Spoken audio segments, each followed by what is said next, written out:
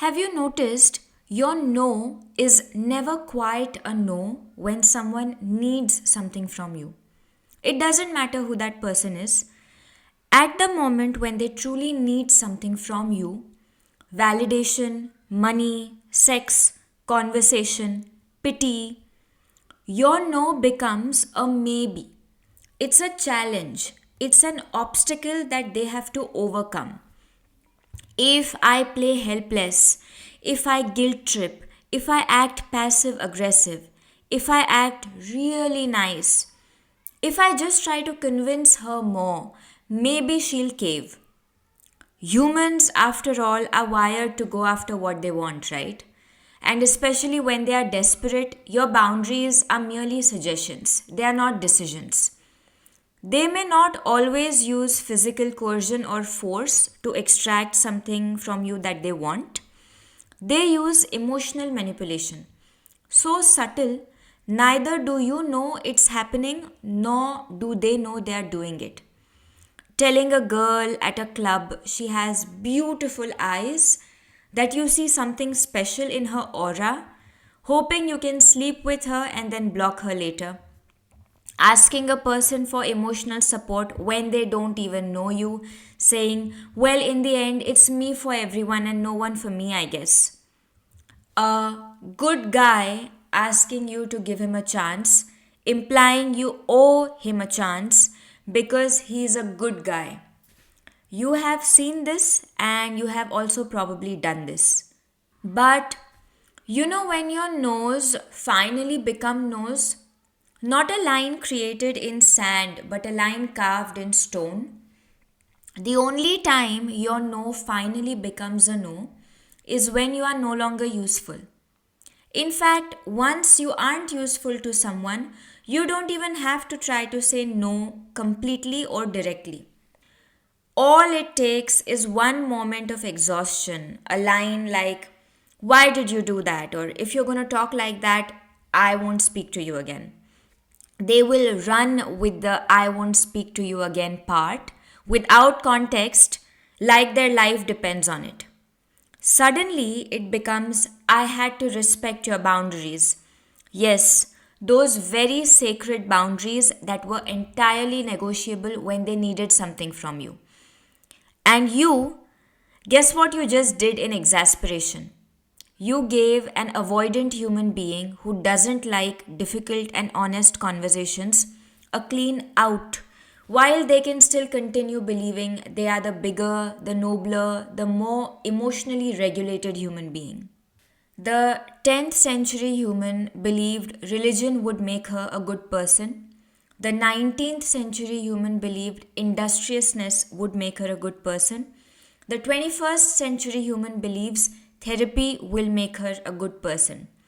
We are a population of assholes constantly seeking out new methods to surgically remove the assholery out of our systems.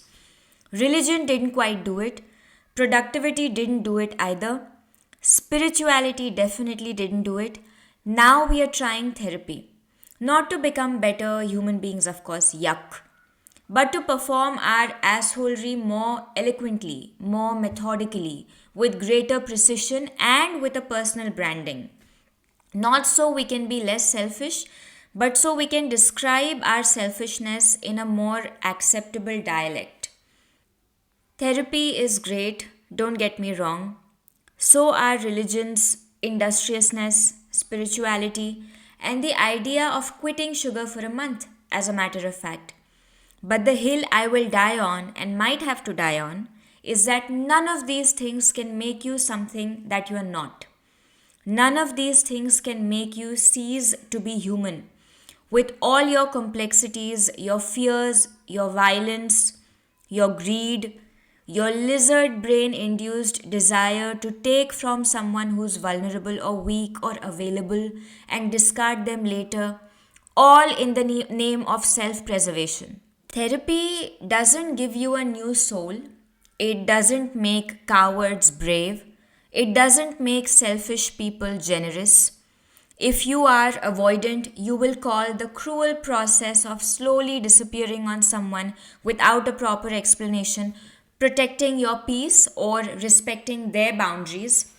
If you are selfish, you will use therapy speak to absolve yourself of any responsibility for unfairly taking from someone. If your friend is hurting and you aren't strong enough or patient enough to stay with their pain, you will refuse to talk to them, saying you have refused to accept trauma dumping. Not that these things can never be true, but people's memories are so short and they so sorely forget. People use religion to justify killing, spirituality to justify abuse and grooming. Human mind can basically use whatever it has at its disposal to justify doing that which it always wanted to do anyways. The same vulnerability you fed on when you needed it, when you were very weak, becomes an emotional burden when you don't need it anymore. And you truly believe that it's a burden. You aren't even lying most of the times because that's human nature. That's how human beings have been for centuries. We set the fire when we need warmth and we run away from the smoke when it becomes too uncomfortable. We look at people for everything they are when they are serving us, and when they aren't serving us, we look at them for everything that they are not. I like to remember Arundhati Roy's line from her 2017 book, The Ministry of Utmost Happiness.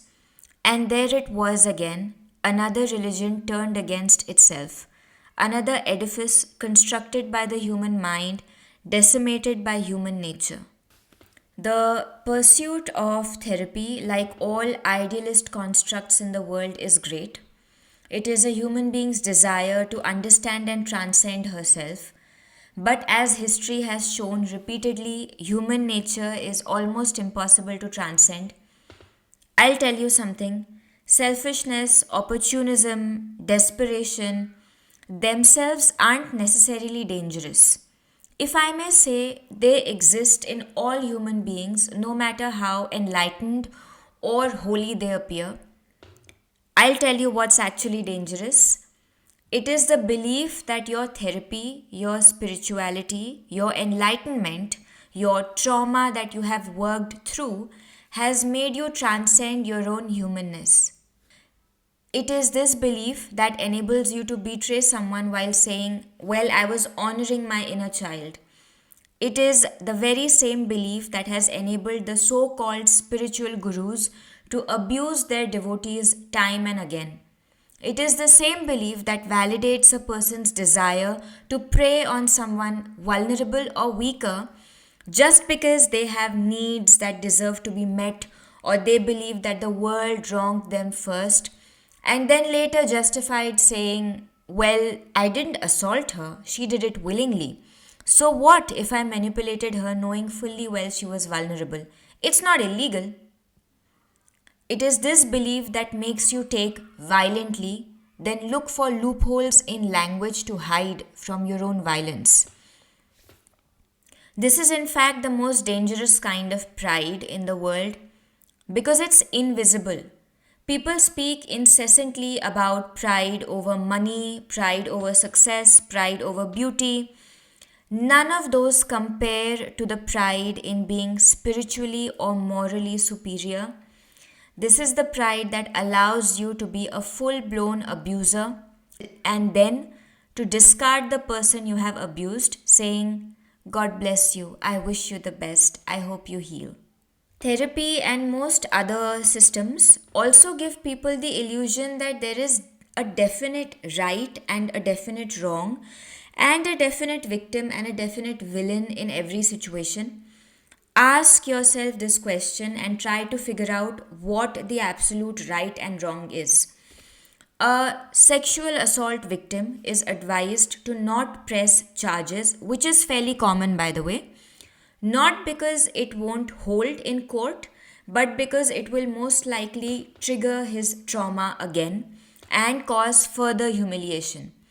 It is so easy to assume that justice cannot be a part of healing at all. And okay, maybe it helps him cope, maybe it helps the victim cope, granted. Is it good for us as a society? Where does it leave us as a society? A narcissist will and does use therapy speak to justify their narcissism. A predator will and does use therapy speak to justify the abuse and shame. A selfish person will and does use therapy to justify their exploitation. We are all highly fallible, highly selfish, unempathetic people, but we are smart enough to create a language to hide behind. This brings me to another hill I'm gonna die on. There is no power outside of you that can or will ever force you to self reflect. In fact, for the most part, human beings cannot objectively self reflect. Our memories are being rearranged all the time in our minds. Our perception of things is never quite objective. There is nothing on this earth that can unasholify an asshole, and there is no ism that humans will not corrupt to make their narcissism look like nobility. And honestly, in my opinion, the best thing an asshole can do is to own it. It's great to have tools in the form of language and to express what is happening. You can train yourself in that. Therapy can actually help you recognize and even dissolve dysfunctional patterns in your own life. But conscience, unfortunately, isn't a muscle that you can train. So, I feel a lot of rage when I see people weaponizing therapy speak. The same kind of rage that your therapist has probably asked you to journal away. I normally hate unwarranted advice, but I will end this with an unwarranted advice because I think it's extremely beneficial. If you have someone in your life who's consistently overstepping your boundaries because they crave you too much, they don't want to leave you alone, they want your time and your attention and your patience and your love and your understanding, and they think you're adorable, become useless to them. There are no boundaries that a human being wants to respect more than those which belong to a person who cannot give them anything.